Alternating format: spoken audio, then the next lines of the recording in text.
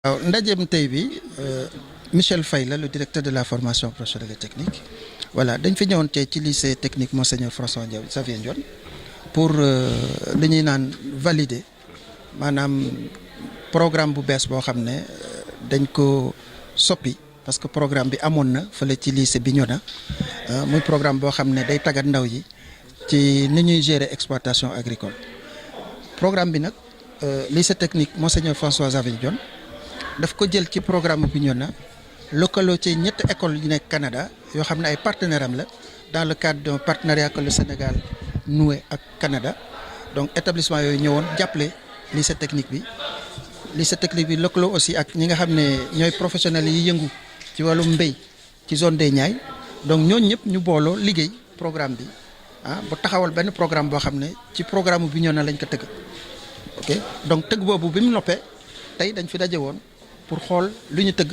ensuite waxtaan ak population yi wax leen li am ak yan condition la ñuy def pour mun a dugg ci programme boobu proviseur lycée dina dellu si pour wax xale yi nan la ñuy def pour mun a dugg ci programme yooyu pour mun a am tagat loolu daal mooy li ñu fi boole woon tey ma daan ñaax nag établissement yi nga xam ne ñoo war a samp programme yooyu at bi muy lycée Bignona muy lycée Monseigneur François Xavier Ndione ak lycée technique industriel minier bu Kédougou di leen di ñaax ci wàllum information communication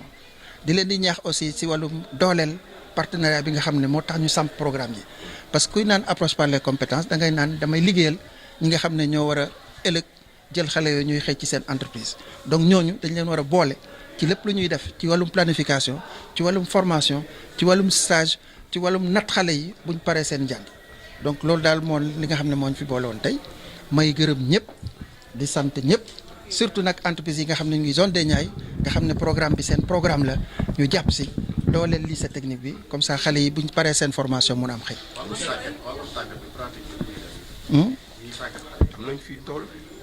waaw boo déggee lycée yi naan dañuy implanter programme maanaam dañuy samp programme bi c'est parce que jumtuwaay yi nga xam ne laaj na ñu samp programme bi dafa teew ba noppi voilà jumtuwaay yooyu mooy maanaam jàngalekat yi nga xam ne war nañ nekk ci lycée bi.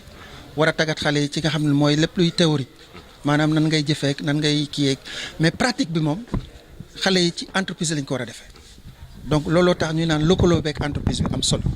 donc ñetti lycée yëpp am nañ espace boo xam ne mun nañ fa def ay genre test yoo xam ne du nekk grandeur nature mais dina nekk test yoo xam ne xale bi bu demee ci entreprise dina mën a retrouver wu dina xam li muy liggéey ensuite ñi nga xam ne ñoo leen di tàggat aussi ministère teg na leen ci loxo yi kilifa yi nga xam ne ñooy gérer ñetti écoles yooyu ma lim léegi muy Bignona Monseigneur François Xavier Ndione de Thiès ak lycée technique industriel minier de Kédougou. kooku proviseur dina si ñëwaat projet am la ak partenaire am. Je suis à Radio Sénégal. Net. Conseillère technique senior pour Collège et Institut Canada auprès du ministère de la formation professionnelle, de l'apprentissage et de l'artisanat dans le cadre du projet ESP-EPE. Voilà. Donc, vous avez insisté sur l'accès du genre, notamment les femmes, mais aussi vous avez noté en tout cas des changements depuis que vous avez commencé à travailler avec les acteurs du ministère de la formation professionnelle. Est-ce que vous pouvez nous dire pourquoi vous avez donné ces assertions? Oui, en fait, depuis que nous travaillons avec le ministère de la formation professionnelle, de l'apprentissage et de l'artisanat, depuis donc même 2009, depuis le projet EPE au départ, Collège et Institut Canada a toujours appuyé le ministère dans le développement un peu de paradigme, si on veut, par rapport à la formation professionnelle. L'objectif, c'est que nous croyons, et c'est ce qui ressort aussi maintenant c'est ce que l'on voit aussi apparaître du côté du ministère, dans les discours, dans la façon de conduire les programmes, c'est que il faut que pour que les programmes débouchent sur l'emploi, il faut que les demandes,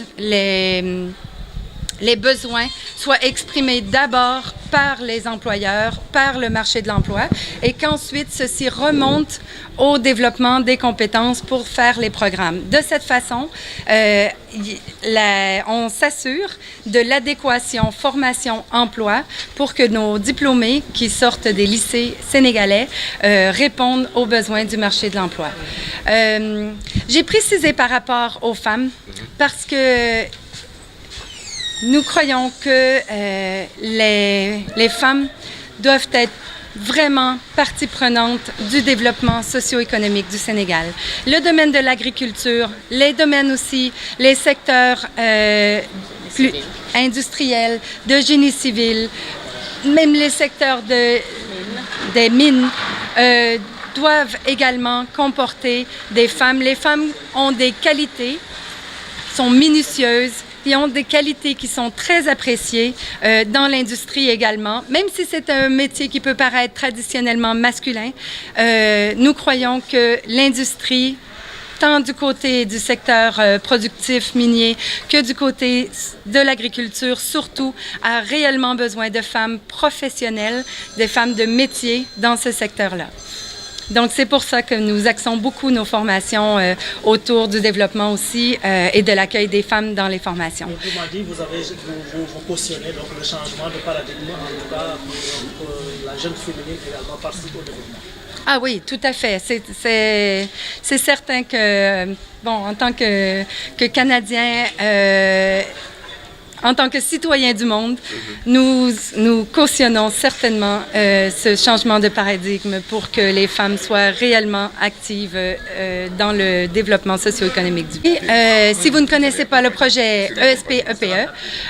c'est un projet, c'est essor du secteur privé par l'éducation pour l'emploi. Donc, c'est un projet qui part vraiment des besoins, des demandes des employeurs pour avoir des employés qualifiés. Et donc, nous travaillons dans plusieurs domaines. Nous avons, depuis 2009, développé par le travail qui est effectué par les partenaires, les collèges canadiens, en partenariat avec des lycées sénégalais,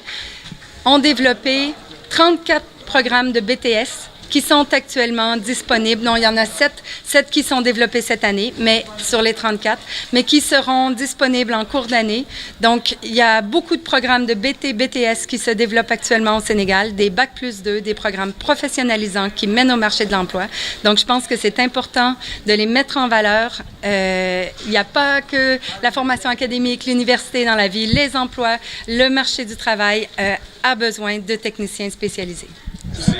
Daour Sène proviseur bu lycée technique Monseigneur François Xavier Ndione bu Thiès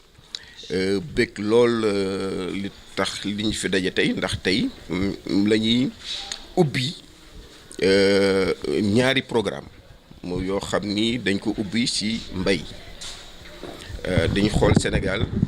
école yi formé soit ay école ingénieur la wala école yi formé à un niveau très bas les centres horticoles niveau CAP. Donc technicien yoo xam ne dañ nekk ci diggante bi manqué woon na lool Sénégal et ñu gis ni Thiès comme région agricole la ndax Thiès li ëpp ci zone des Niayes fii la nekk zone des Niayes moom mooy zone bi jógee Dakar dem ba Saint-Louis nekk ci diggante côte bi ak la route nationale foofu suuf si ak climat bi mu nekk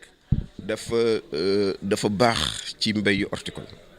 Donc moo tax ñu ni dañuy décider former ay techniciens supérieurs yoo xam ni suñu génnee nañ mën a développer zone boobu parce que nee nañu ay études wax na ko ni zone boobu su dee développer nañ ko mën na dundal Sénégal ci fruits et légumes maanaam du jar ñuy utati soble ak pomme de terre ci biti. Alors moo taxoon tey ñu rafetlu li ñu ministère de la formation professionnelle nangul ñu agriculture ba pare accompagner si et wax surtout parce que ñun rek su doon ñun rek peut-être que duñ ko mën parce que programme yi dañ koy def selon l'approche par les compétences te su du woon suñu partenaires canadiens yi xaj na approche par les compétences boobu duñ ko réussir parce que approche par les compétences mooy lan mooy suñu ne métier bi la ñuy former dañuy woowee ñi nga xam ne ñooy liggéey ci loolu ñoom ñooy ñëw wax kii ngeen di former pour mën ma jël ko il faut que mu mën lii il faut que mu mën lii wax ñu daal compétence yi nga xam ni moom lañ dañ soxla ci moom pour jël ko compétence yooyu nag moom la ñuy jéem a def programme de formation pour que xale bi su si jaaree rek su génnee da koy mën suñ ko yóbboo entreprise su ne ko liggéeyal mu liggéey loolu nag ñoom ñii muy canadiens yi ñoom ñooñu ci dimbali ba nga xam ni programme bi ñu ko defaree hygiène bi mu ñëwee dafa ni c'est formidable baax na ñu leen ciy remercier bu baax di remercier aussi professionnels yi nga xam ni ñoom ñoo ñu jàppale pour que ñu mën ko bind ci anam bi ñu ko bëggee et aussi remercier ministère parce que ils ont mis en place non seulement ils nous ont accompagnés mais budget bi ñu taxal dina tax ñu mën a former xale yi ci anam bu leer ki ma doon laaj budget bi ñaata la mais sur équipement rek am nañ 93 millions et sur les infrastructures dinañ dem ba 200 millions kon nga xam ni loolu c'est un investissement important bu ñuy def sur structure de formation professionnelle di ko def pour Thiès mais surtout di ko def pour l'agriculture thiessoise donc pour nous tous nos partenaires xam ni surtout xale yi xam ni président de la République moom moo joxoñ agriculture parce que ay liggéey ma nga fa donc ñi am bac surtout bac S amuñu orientation wala fi ñu leen orienté dalul seen xel mën nañ ñëw def concours bi fii dès novembre nañu ubbi concours bi nañ jël 24 pour cette année et l'année prochaine dinañ jëlaat 48 durée formation bi 2 ans muy bac plus 2 concours la donc suñ leen jëlee ren fii ak 2 ans nañ génn te ce qui est sûr ñii njëkk a génn moom seen emploi assuré nañ parce que entreprise yi fi nekk. lii nag bés bu rafet la si ñun projet essor du secteur privé par l'éducation pour l'emploi ndax dafa nekk bés boo xam ne dafay valider maanaam day reconnaître day xamee programme bi ñu doon tëgg fan yi yëpp pour reconnaître ko ne programme d'état la am na Sénégal day am ay diplôme d'état yoo xam ne ministère a koy gérer ministère de la formation professionnelle de l'apprentissage et de l'artisanat parce que moom la constitution bi jox comme mu nekk ministère boo xam ne moom mooy garantir qualité formation donc pour garantir qualité formation bu comité bi dafa réuniroon tey pour xool programme bi xool nañ ko sax balaa ñuy ñëw apprécier nañ ko mais dafa nekk bés boo xam ne dañuy reconnaître ne programme bi programme d'état la donc maanaam qualité bi ci war mu ngi ci jàngale bi qualité di ciy nekk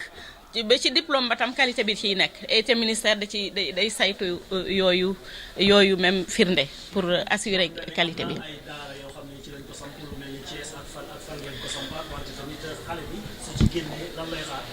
waaw fi mu nekk nii nag booy wax agriculture Sénégal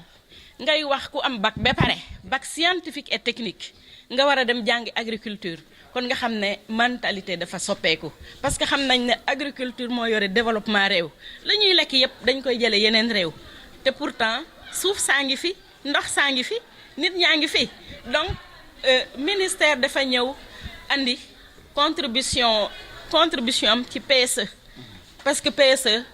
li mu sumb mooy transformation de l'économie maanaam ñu soppi suñu doxalin ndax tey ñu mën a yegg ci développement ñu mën a yegg ci émergence donc loolu moo tax tey jii dafa am ay programme yoo xam ne ministère daf ko fi def ak appui projet essor du secteur privé par l'emploi boo xam ne coopération canadienne man affaire mondiale Canada ak collège institut Canada ñoo xam ne ñooñu ciy gunge ñooñu jàppale pour ñu tëgg ay programme yoo xam ne dafa jëm ci agriculture donc day demander nga am bac bu amee bac nga doog a def concours nga doog a ñëw fi mu ne nii pour agriculture am na ñetti établissement lycée de Thiès fi ñu nekk nii lycée Kédougou koy def également te lycée Bignona aussi mu ngi koy def donc muy ñetti établissement ñetti lycée yoo xam ne dañuy def ay programme boo xam ne boo amee sa bac ba pare nga def concours bi ñu affecté la après nga génn am liggéey